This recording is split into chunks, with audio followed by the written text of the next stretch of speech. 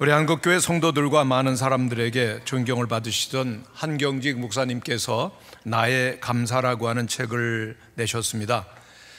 목사님께서 80세가 되시던 해에 밴쿠버에 살고 있는 외손녀 부부집에 가셔서 녹음을 한 것을 책으로 만든 것입니다. 목사님은 책 가운데서 지나온 삶을 돌아보시면서 가슴에 사무치는 것 한마디로 표현하면 감사합니다, 감격스럽습니다 라고 하는 것이고, 몇 번이고 말해도 부족한 감사합니다가 목사님의 진심 어린 고백이라고 하시면서 이렇게 말씀을 이으셨습니다. 나 같은 죄인을 하나님께서 만세전에 택하시고 때가 되어 불러 구원하셨습니다. 부족한 내게 참 교육자라는 이름까지 주셨는데 이 모든 것이 은혜요, 모든 것이 은총입니다. 목사님은 시편 116편 12절 말씀을 마음속으로 늘 외우고 또 외우신다고 하는데, 영락교회 가면은 강대상 위에 십자가가, 큰 십자가가 있는데 바로 그 위에 내게 주신 모든 은혜를 내가 여호와께 무엇으로 보답할까? 라는 말씀이 기록되어 있고, 그 십자가 밑에는 요한복음 3장 16절이 조각되어 있다고 합니다. 하나님이 세상을 이처럼 사랑하사 독생자를 주셨으니 이는 그를 믿는 자마다 멸망하지 않고 영생을 얻게 하려 하심이라. 목사님은 늘 그 영락교회를 가실 때마다 내가 이 교회를 위해서, 예수 그리스도의 복음을 위해서 조금이라도 무엇을 한 것이 있다면 다 하나님의 은혜란 생각을 하면서 언제나 마음 깊이 묵상하며 늘 혼자 외우셨던 성경 구절이 데살로니가 전서 5장 16절 말씀입니다. 항상 기뻐하라, 쉬지 말고 기도하라, 범사에 감사하라, 이는 그리스도 예수 안에서 너희를 향하신 하나님의 뜻이니라. 목사님은 연세가 들어가시면서 잊어버리는 게 자꾸 많아지시더랍니다.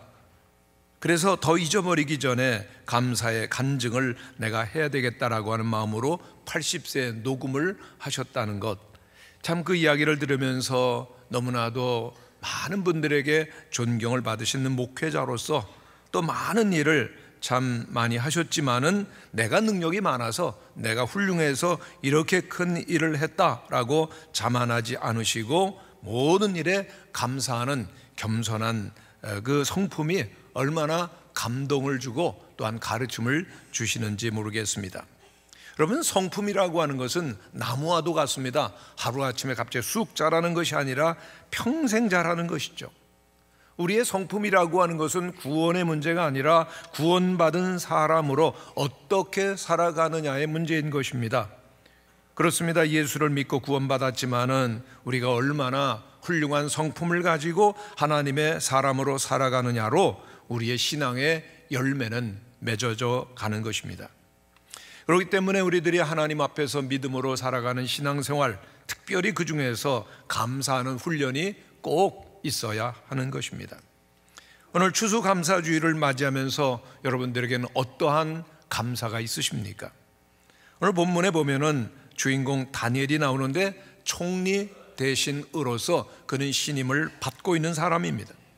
바벨론 제국이 망하고 그리고 메대 사람 다리오가 나라를 얻게 되자 왕이 된 다리오가 한 일이 바로 다니엘 6장 1절에 나옵니다. 자기의 뜻대로 고관 120명을 세워 전국을 통치하게 했다라고 하는 것입니다. 그 대제국을 지역으로 나눕니다. 방백들에게 맡겨서 통치를 하는데, 다리오는 120명의 방백들 위에 더 높은 관직으로서 총리 셋을 두는데 다니엘이 그 총리 세 사람 가운데 하나입니다. 그런데 성경에 보면은 그는 모든 총리들과 고관들 위에 뛰어났다라고 했습니다. 그는 왕의 신임을 받고 그리고 다른 모든 총리들과 방백들 가운데 가장 뛰어나서 왕이 그를 전국을 다스리는 가장 으뜸가는 총리 대신으로 사용했다는 것이죠. 다니엘의 너무나도 훌륭한 모습이 많이 있습니다만은 그 중에서도 특별히 감사하는 성품 속에서 나타난 그의 삶의 비결은 무엇이겠습니까? 첫째, 다니엘은 평생토록 항상 감사하는 삶이 넘쳤고 최선을 하며 성실하게 살았습니다. 다니엘의 삶의 특징은 그는 매일 하나님께 감사하며 하나님 앞에서 살았다라고 하는 것입니다. 참으로 그의 신실함, 그 어떻게 사는가를 우리가 눈으로 보는 것 같지 않습니까? 10절에 보면은 다니엘이 이 조서에 왕이 도장이 찍힌 것을 알고도 자기 집에 돌아가서는 윗방에 올라가 예루살렘을 향한 창문을 열고 전에 하던 대로 하루 3번씩 무릎을 꿇고 기도하며 그의 하나님께 감사하였더라 기록하고 있습니다. 그가 어떻게 삽니까? 매일 하던 대로 예루살렘을 향하여 무릎을 꿇고 기도하는 삶을 살았습니다. 그는 늘 하나님 앞에서 자신을 돌아봅니다. 늘 하나님 앞에서 뜻을 정하여서 살기로 했던 이 다니엘을 하나님께서는 그와 함께 하시고 그의 삶을 붙들어 주시죠. 이 다니엘의 삶 가운데서 우리가 주목하게 되는 것은 그의 기도 중에 그의 하나님께 감사하였더라 하는 말씀입니다.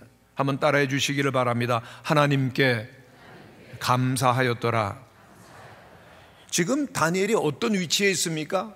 그 제국의 왕을 빼놓고는 그가 최고의 위치에, 절정의 정상에 이른 사람입니다. 총리 되신 가운데도 가장 높습니다. 교만하려고 하면 얼마든지 교만할 수가 있습니다. 그러나 기도합니다. 삶이 어렵고 힘들 때 하나님께 부르짖고 기도하는 것 보통 일이지만은 인생이 형통하고 절정에 있음에도 불구하고 그 신앙을 유지한다는 것 정말 힘이 든 일이죠. 그런데 다니엘은 그의 생애 최고의 순간 그리고 최고의 권력의 정상에 올랐지만은 그는 하나님 앞에 감사하며 그리고 겸손함으로 기도하고 있습니다. 그렇구나. 하나님의 은혜가 내게 너무나 크고 너무나 크구나. 나는 오늘도 하나님 앞에 감사하지 않을 수밖에 없다. 오늘도 하나님께서 나에게 신실하게 살아갈 수 있는 삶을 은혜로 주셨구나. 그는 매일매일을 감사함으로 하나님 앞에서 살았습니다. 지금 다니엘의 나이가 80세가 되는데 다니엘은 15살 때부터 청년 시절부터 하나님을 경외합니다. 왕이 주는 진미와 포도주를 받지 아니하고 오직 하나님만을 섬기겠다라고 하는 그 마음으로 평생을 근면하고 성실하게 살았을 때 하나님께서는 그의 일평생을 귀하게 쓰시고 말년에는 가장 뛰어난 총리 대신으로 높이심을 보게 됩니다. 그런데 다니엘과 함께 총리되었던 다른 두 사람 그리고 120명의 방백들 가운데서 일부 사람들이 다니엘을 시기하는 겁니다. 왜요? 왕이 너무나도 이 다니엘을 신뢰합니다. 그리고 총애를 하는 겁니다. 시기하는 마음이 생겨서 음모를 꾸미게 됩니다. 어떻게 해서든지 이 사람의 흠을 찾아보겠다. 4절에 보면은 이에 총리들과 고관들이 국사에 대하여 다니엘을 고발할 근거를 찾고자 하였으나 아무 근거 아무 허물을 찾지 못하였으니 라고 말하고 있습니다. 이 다니엘을 앞만 살펴봐도 앞만 이렇게 그 조사를 해보고 고발할 근거를 찾았지만은 아무 허물도 없었더라고 말하고 있습니다. 아무 허물도 없었음이었더라고 하는 원문의 뜻을 보면은 성실하다라고 하는 것이요 그리고 게으르지 아니하다라고 하는 뜻입니다. 다니엘은 자기에게 맡겨진 일은 언제나 그는 감사하는 겁니다. 그건 불평이 없어요. 꾀를 부리거나 요령을 피우지 않습니다. 철저하고 성실하고 근면하게 부지런했을 때 하나님은 그를 높이시죠. 성도 여러분, 오늘 우리들이 이 땅에서 사는 동안에도 늘 감사하며 신실하게 최선을 다하는 사람으로 산다면 언제나 신뢰를 받을 것이며 쓰임을 받는 탁월한 인생의 주인공이 되는 것입니다. 여러분, 우리가 특별히 그리스도인입니다. 세상에 빛이 되어야 할 것이요 또한 교회에서나 직장에서 일할 때 하나님의 일을 하시듯 감사함으로 최선을 다하시는 성도들이 되시기를 간절히 축원합니다. 우리 모든 공직자들이나 그리고 또한 모든 직장인들로서 또 가정에서 우리에게 맡겨진 일을 할 때 하나님의 일을 한다라고 하는 감격과 감사가 있고 그리고 충성스럽게 일을 하는 것, 이건 해외 선교사로 나가서 일하는 일 못지아니하게 너무나도 귀중하고 그리고 또한 소중한 일인 것이죠. 근데 오늘 사람들을 보면은 감사가 점점 약해집니다. 감사하는 마음이 없고 대신 분노와 그리고 또한 불평이 가득한데 그 이유가 무엇입니까? 문제의식입니다. 문제만 보이는 겁니다. 문제에 빠지면 문제만 보이게 되어지고 그 가운데 불평과 그리고 원망과 분노가 가득합니다. 또한 너무나도 바쁜 현대 사회 속에서 살아가면서 분주한 마음과 생각, 분주한 삶이 우리에게 감사를 헤아릴 수 있는 그러한 여유를 빼앗아가는 것이죠. 또한 우리의 마음속에 쓴 뿌리가 있다면 내면 속에 감추어져 있는 그러한 치유되지 아니한 뿌리들이 모든 감사를 빼앗아가는 겁니다. 여러분, 우리 마음을 한번 생각해 보십시오. 거절감, 숨겨진 분노, 두려움, 열등감 등이 있을 때 이런 정서적인 문제가 우리의 삶을 어둡게 만드는 것입니다. 분노하게 만드는 것입니다. 또는 우리의 마음 깊은 곳에 경쟁심이 있고 시기심이 있고 자신을 드러내고자 하는 분노에 가득 찬 욕구가 있다면 감사는 사라집니다. 주님이 나와 함께 계심을, 주님의 임재를 드러내기보다는 나를 드러내려고 하는 것이 감사를 불가능하게 만든다는 것입니다. 자기의 의를 내세우는 비판과 자기 증명의 욕구는 바로 그 비판으로 나가게 되어지고 문제를 만들어내는 것입니다. 우리 속에 있는 비판과 비난과 그리고 비방은 감사를 빼앗아갑니다. 오늘 우리들의 마음속에 그러나 감사가 시작되어지면 모든 불평과 분노와 비판은 자취를 감추게 되어집니다. 물론 감사한다고 모든 문제가 없어지는 것은 아니지만은 감사하게 될 때 창조적인 대안과 그리고 새로운 길이 보이게 됩니다. 비판과 정죄는 인간의 영역이 결코 아닙니다. 오늘 우리의 마음 속에 건설적이고 지혜로운 대안이 없다라고 하면은 우리의 삶을 그리고 또한 우리의 사랑하는 사람들을 또 함께하는 조직을 무너뜨리게 되는 것입니다. 오늘 우리의 속에 가득히 자리를 잡으려고 하는 비판과 원망과 불평의식을 감사의식으로 바꿀 때 우리의 삶은 어느덧 달라지게 될 것입니다. 지미 카터 전 대통령의 현재 나이가 95세입니다. 그런데 지난주 테네시 내슈빌에서 무주택자를 위한 헤비타트 운동에 집 짓기 현장에 나타났는데 많은 사람의 갈채를 받았죠. 모습이 그런데 좀 이상하죠? 그 전날 그 집에서 넘어져 가지고 이마를 14바늘이나 봉합하는 처치를 받았지만은 예정된 집 짓기 행사에 꼭 참여해야 된다 해서 참가를 강행했다는 것입니다. 95세입니다. 미국 대통령으로서 최장수 기록을 갈아치운 고령이지만은 아직도 봉사활동을 하신다는 거예요. 공사를 시작하기 전에 그 카터는 수백 명의 참가자들 앞에서 조용히 아침 기도를 합니다. 지금도 카터 대통령은 한 달에 2번씩 고향의 침례교회 주일학교에서 아이들을 가르친다는 겁니다. 이분들은 늘 그 조크를 잘합니다. 그러면서 쾌활하고 그리고 또한 그 힘있는 밝은 목소리로 그 아이들을 가르친다는 겁니다. 그리고 그날도 이렇게 연설을 했다고 합니다. 성경 말씀 야고보서 말씀을 인용하면서 우리의 삶이 평안과 기쁨과 감사로 충만하지 않다면 그것은 우리의 잘못입니다. 하나님께서는 우리에게 자유를 주셨지만은 기본적인 결정은 각자가 하는 것입니다. 그리고 우리 자신이 어떤 종류의 인간이 되도록 스스로 선택할 것인가가 중요합니다. 환경 탓하지 말라는 겁니다. 사람들 비난하지 말라는 겁니다. 우리는 우리의 인생을 선택하는 것이고 우리에게 기쁨과 평안과 감사가 가득하지 않아도면 우리가 잘못 선택했기 때문이라는 것을 말하면서 그는 이렇게 강조했습니다. 우리 모든 사람들 한 명 한 명은 하나님의 눈으로 보면 완전한 성공일 수가 있습니다. 참 놀라운 말이죠. 한번 따라해 주시기를 바랍니다. 우리는 하나님 앞에서 성공한 인생입니다. 아멘이십니까? 우리는 하나님의 눈으로 보면 성공이라는 거예요. 그래서 이유를 말하는데 어떤 인생이 성공한 삶이냐?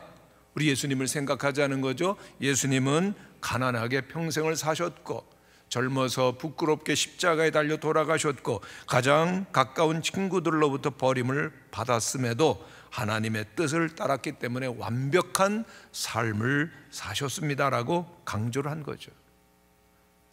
그렇기 때문에 어떤 상황 가운데서도 감사하고 최선을 다하며 하나님 앞에 산다면 그는 성공한 인생입니다. 여러분 성공하셨습니다? 예. 그렇다면 우리들이 성공한 자로서의 삶을 살려고 하면 그 출발이 하나님을 바라보며 감사하는 것입니다. 아라비아 속담에 보면 이런 말이 있습니다. 무엇인가를 하고 싶은 사람은 방법을 찾아내고 무엇인가를 하고 싶지 않은 사람은 구실을 찾아낸다. 여러분들 길을 찾아내는 사람입니까? 아니면 도피하려고 하는 사람입니까? 우리 젊은이들을 보면은 연예인, 가수 너무 좋아합니다. 세계적으로 영향을 끼친 BTS 여러분도 좋아하십니까? 네. 근데 가수의 길이 얼마나 험난한지 아십니까? 대중 가수가 신곡을 발표하기 전에는 몇백 번 정도 아니라 몇천 번을 연습한다는 거예요. 너무나도 놀랍고 도전적인 이야기입니다. 그런데 이상한 것은 끊임없이 연습을 하다가 보면 자다가 깨도 바로 노래가 나오는 수준이 된다는 겁니다. 많은 이들이 가수를 꿈꿉니다. 그런데 그 또한 만만치 않은 삶입니다. 무대 위에서 팬들의 환호를 누리는 황홀한 삶이 바로 가수의 삶인 것 같지만은 그 자리에 서기까지는 피나는 노력과 혹독한 훈련이 있어야 되는 것입니다. 그렇습니다. 뭔가를 성취하는 사람, 부단한 노력과 준비를 통해서 삶의 계단을 하나씩 올라가는 것입니다. 삶을 준비하며 노력하며 애쓴 시간이 바로 그 사람의 인생이 되는 것입니다. 오늘 어떻게 사십니까? 불평하고 원망함으로 보내실 겁니까? 아니면 감사하며 우리에게 주어진 삶을 성실하게 준비하며 그리고 또 훈련하며 노력하는 삶, 벌써 그 삶 자체로서 아름다운 것이고 성공의 계단을 오르고 있는 것입니다. 오늘 매일매일 맡겨진 순간과 작은 일에 감사하며 최선을 다하며 정성을 다할 때 그 모든 일들과 시간들이 모여서 새로운 삶을 가능하게 만드는 것이죠. 작은 일이라 할지라도 귀하게 여기시고 감사하며 그 일에 최선을 다하여서 다른 사람들도 기대하지 못했던 그 놀라운 목적지에 도달하는 성도들 되시기를 간절히 축원합니다. 두 번째로 다니엘은 언제나 하나님께 감사하는데 위기 가운데서 감사하며 기도하는 사람이었습니다. 사람들이 국사로서 이 다니엘의 흠을 찾아내려고 하지만 실패하죠. 이 사람들 포기하지 않습니다. 또 다른 음모를 꾸미는데 이번에는 신앙적 문제를 가지고 흠을 찾아내자 음모를 꾸밉니다. 5절에 보면 그들이 이르되 이 다니엘은 그 하나님의 율법에서 근거를 찾지 못하면 그를 고발할 수 없으리라. 다니엘은 그 제국 안에서 이미 하나님을 믿는 신앙인으로서 정말 돈독한 신앙인이라고 하는 것 다 알고 있었습니다. 그러니까 이 신앙의 문제로 흠을 잡자. 그리고 이들은 왕 앞에 나갑니다. 모든 전체 관리들이 합의한 것처럼 30일 동안 어떠한 종교를 가지고 있든지 왕 외 다른 신에게 기도하면 그를 사자굴로 던집시다. 그런 제안을 했는데 왕이 그만 교만하고 우쭐해가지고 도장을 꽝 찍고 말았습니다. 위기가 찾아온 것이죠. 그런데 이때 다니엘의 반응이 놀랍습니다. 10절 말씀을 우리 한번 같이 읽겠습니다. 시작. 다니엘이 이 조서에 왕의 도장이 찍힌 것을 알고도 자기 집에 돌아가서는 윗방에 올라가 예루살렘으로 향한 창문을 열고 전에 행한 대로 하루 3번씩 무릎을 꿇고 기도하며 그의 하나님께 감사하였더라. 다니엘은 총리 대신으로서 그 다리오 왕의 조서의 그 내용을 너무나 잘 알고 있습니다. 앞으로 30일 동안 왕을 제외한 그 어떠한 신에게라도 기도를 한다면 그는 사자굴에 던져진다는 내용 잘 알고 있습니다. 명령 어길 때 결과가 무엇인지를 아는 것이죠. 그러나 다니엘은 자기 집에 돌아가서는 늘 기도하던 바로 그 방에 예루살렘의 창문을 열어놓고 예루살렘 쪽을 바라보면서 기도를 합니다. 여러분, 예루살렘 무엇이 있죠? 하나님의 성전이 있습니다. 그는 하나님이 계신 곳을 바라보면서 하나님께 감사함으로 기도합니다. 여러분, 다니엘이 어떻게 그런 상황 속에서도 감사할 수 있습니까? 그의 눈은 하나님을 바라보았기 때문입니다. 여러분, 우리 인생에서 가장 중요한 것은 우리의 안목입니다. 무엇을 보느냐? 그의 눈은 하나님을 바라봅니다. 그의 눈은 언제나 좋으신 하나님을 바라보고 있습니다. 어떤 상황도 좋게 만드시는 하나님이 그의 눈에는 보였습니다. 위기 가운데도 그를 지켜주시고 지금까지 함께 해주시고 형통케 하시는 좋은 하나님을 그는 보았기 때문에 그는 위기 속에서도 감사합니다. 성도 여러분, 기도와 감사는 언제나 함께 가는 것이죠. 기도에 무릎을 꿇는 자 감사하게 됩니다.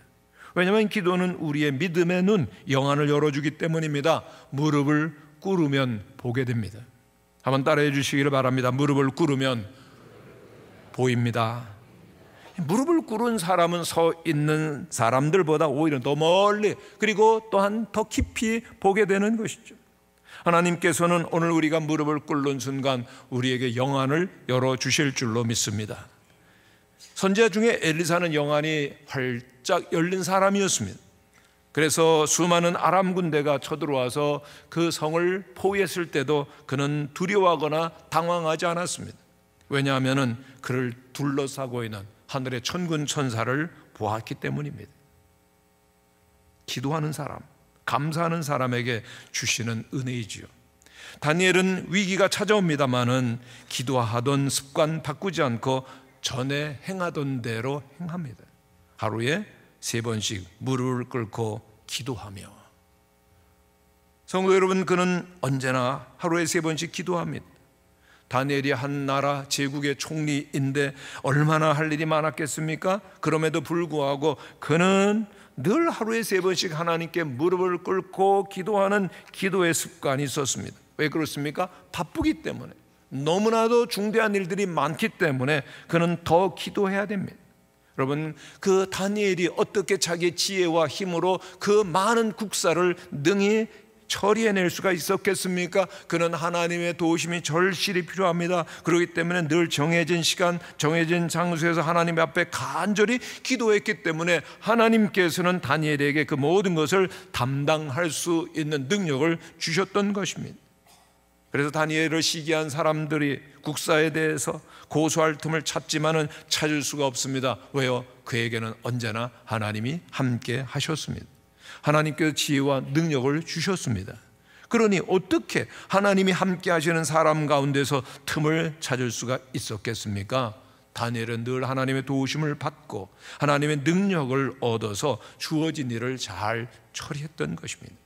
특별히 다니엘은 기도할 때 중요한 기도를 올려드립니다. 무릎을 꿇고 기도하며 그의 하나님께 감사하였더라. 하나님께 감사합니다. 그에게는 위기가 있습니다. 어쩌면 사자굴에 던져질 줄 모르는 극심한 그러한 위기 가운데 있었지만은 하나님을 잊지 아니하고 감사를 잊지 아니하는 것, 진정한 신앙인의 모습입니다. 그는 기도하고 있는 겁니다. 하나님, 지금까지 함께 하셨고 그리고 모든 것을 합력하여 선을 이루신 것 압니다. 앞으로도 주님의 뜻대로 모든 것을 이루시옵소서. 이 환난과 위기 속에서도 분명히 하나님의 뜻이 있는 것을 저는 알고 있습니다. 하나님의 절대 주권을 인정하며 하나님의 섭리의 모든 것을 맡기고 감사하는 다니엘의 믿음과 마음이 우리 모든 성도들의 믿음과 마음이 되시기를 간절히 축원합니다. 그러기 위해서 늘 계속 기도하고 감사해야 되는 거죠. 바울은 말합니다. 기도를 계속하고 기도에 감사함으로 깨어 있으라. 세 번째로 다니엘은 하나님께 끝까지 감사하고 신뢰하고 하나님께서는 그를 구원하심으로 응답하시죠. 하나님께서는 사자굴에 빠져있는 다니엘에게 천사를 보내주십니다. 그래서 사자들의 입을 봉하여서 다니엘을 조금도 해하지 못하도록 지켜주시죠. 하나님께서는 하나님만을 의지하는 종들을 이와 같이 지키십니다. 때로는 전혀 소망이 없어 보이는 것 같은 상황과 환경이 될지라도 주님을 바라보는 자, 하나님께서는 그와 함께 하시고 도우실 줄을 믿으시기를 바랍니다. 반면에 이 다니엘을 시기하고 음모를 꾸몄던 자들은 어떻게 됩니까? 그들이 곧 굴바닥에 닿기도 전에 사자들이 곧 그들을 움켜서 그 뼈까지 부서뜨렸더라. 그 다니엘 곁에서 다니엘을 잡아먹지 않았던 사자들이 배가 고프지 않았다든가 힘이 없었다든가 그게 아니죠. 이 구절로 보면 사자굴의 사자들 모두가 굶주릴 대로 굶주려 있었습니다. 아주 힘이 셉니다. 병들었던 사자도 아니고 배가 불러가지고 먹이가 그 눈앞에 있어도 관심이 없는 사자들 아니었습니다. 아주 젊고 아주 힘이 있었고 굶주린 사자였지만은 그럼에도 불구하고 다니엘이 살았던 것은 하나님께서 그들의 입을 봉하고 지켜주셨기 때문이죠. 똑같은 사자들이지만은 다니엘은 몸이 하나도 상하지 않지만은 다니엘을 참소한 자들은 같은 사자굴에 던져졌을 때 굴에 닿기도 전에 뼈까지 부서뜨려졌다고 말하고 있습니다. 왜 이런 차이가 생길까요? 다니엘 오늘 6장 23절에 보면은 이는 그가 자기 하나님을 믿음이었더라 그랬습니다. 다니엘은 하나님을 믿었습니다. 하나님 믿고 의지했기 때문에 하나님께서는 다니엘을 지켜주시고 보호해 주셨습니다. 하나님께 모든 어려움과 문제를 해결해 주십니다. 그러나 다니엘을 참소했던 사람들은 하나님을 의지하지 아니하고 자기의 꾀를 의지했었던 사람들이기 때문에 그들은 돌봐줄 하나님이 없었고, 그리고 결국은 그들은 사자밥이 되었던 것입니다. 오늘 우리들이 여기서 중요한 교훈을 얻는 것은 우리들이 다니엘을 보면서 다니엘이 언제나 하나님을 의지했고 하나님은 언제나 그를 지켜주었던 것처럼 하나님을 신뢰하는 우리 모든 성도님들이 되시기를 간절히 축원합니다. 하나님을 의지해야 되죠. 하나님을 의지할 때 주께서 우리의 발걸음은 한 걸음 한 걸음 인도해 주실 것입니다. 우리의 문제가 무엇이든지 우리는 언제나 내 뜻, 내 꾀, 내 생각을 신뢰할 것이 아니라 하나님을 의지해야 되는 것입니다. 세상을 의지하지 마시고 사람들도 의지하지 마시고 또한 모든 물질이라든가 지식이라든가 명예 등 같은 것을 의지하지 말고 살아계신 하나님, 전능하신 하나님을 더욱더 의지하시는 성도님들이 되시기를 바랍니다. 그럴 때 문제를 해결함 받고 그리고 하나님이 주시는 평강을 누리게 되는 것입니다. 다니엘 왕은 정말 다리오 왕은 다니엘에게 일어난 기적을 보면서 깊은 감동을 받습니다. 야, 하나님 정말 살아계시는구나. 다니엘의 하나님, 다니엘을 구원하신 하나님, 다니엘을 깊은 사자굴에서 지켜주시는 놀라우신 하나님의 능력을 그는 찬양하게 되었고, 그리고 온 제국 안에 있는 모든 사람들에게도 정말 다니엘의 삶을 통해서 하나님 영광을 받으시는데, 이 귀한 일이 우리 모든 성도님들의 삶 속에서도 일어나게 되시기를 간절히 바랍니다. 하나님 영광을 받으시면 하나님께서 우리를 영화롭게 하시고 모든 일들을 형통케 하시는데 출발이 무엇이죠? 하나님을 믿고 하나님께 감사하는 것입니다. 유다 여호사밧 왕 때 모압과 암몬 연합군이 쳐들어오는 일이 있습니다. 그러한 위태로운 상황 가운데서 백성들은 기도했고 하나님의 말씀이 백성들에게 임하게 되는데 이런 말씀입니다. 이 전쟁은 너에게 속한 것이 아니요 하나님께 속한 것이라. 이 전쟁에는 너희가 싸울 것이 없나니 대열을 이루고 서서 너희와 함께한 여호와가 구원하는 것을 보라. 말씀을 받고 백성들이 얼마나 기뻤는지 레위인들은 힘있게 하나님을 찬양하기 시작합니다. 그 다음날 일찍이 전쟁터로 나가는데 군사들 무기를 앞세우는 것이 아닙니다. 그 맨 앞에 찬양대에게 거룩한 옷을 입히고 그리고 군대 앞에서 행진하면서 여호와를 찬양하는데 그 찬양의 내용이 무엇입니까? 한번 같이 읽겠습니다. 시작. 여호와께 감사하세 그의 인자하심이 영원하도다. 할렐루야. 가장 위태로운 절박한 상황 가운데서도 여호사밧 군대는 하나님의 말씀에 의지해서 감사함으로 찬양을 시작하는 겁니다. 그 감사의 찬양이 힘차게 울려 퍼지게 될 때 하나님이 일하십니다. 같이 읽겠습니다. 시작. 여호와께서 복병을 두어 유다를 치러 온 암몬 자손과 모압과 세일산 주민들을 치게 하심으로 그들이 패하였으니. 이렇게 감사하며 찬양하며 믿음으로 주님을 바라볼 때 유다는 대승리를 거둔 것입니다. 성도 여러분, 우리들은 날로 날로 위태로운 상황 가운데서 살게 됩니다. 나라를 생각하나 또한 우리 경제를 생각하나 정치를 생각하나 우리 가정을 생각하나 우리 인생을 생각하나 여러 가지 문제가 많이 있습니다. 위기와 절박한 상황 늘 찾아옵니다마는 언제나 다니엘처럼 하나님을 믿고 하나님께 감사한다면 하나님께서는 반드시 우리를 위하여 일하실 줄로 믿습니다. 저 자신을 생각해 보면은 참으로 부족한 것이 많습니다마는 하나님께서 지금까지 목회를 하게 하신 것 생각하면은 너무나도 감사합니다. 특별히 교회와 성도들의 사랑을 받고 또 기도를 받으면서 오늘까지 지내온 것 너무나 큰 감사입니다. 앞으로 저는 이제 은퇴를 합니다마는 은퇴한 이후도 정말 기대가 됩니다. 뭐가 기대가 되느냐? 더 주님을 알아가게 될 것이고, 더욱더 깊이 주님과 동행하게 될 것이고, 주님을 더욱더 가까이 하는 생활을 할 것을 생각할 때 정말 감사하게 됩니다. 성도 여러분, 여러분들도 더욱더 주님을 바라보며 감사하게 되시기를 바랍니다.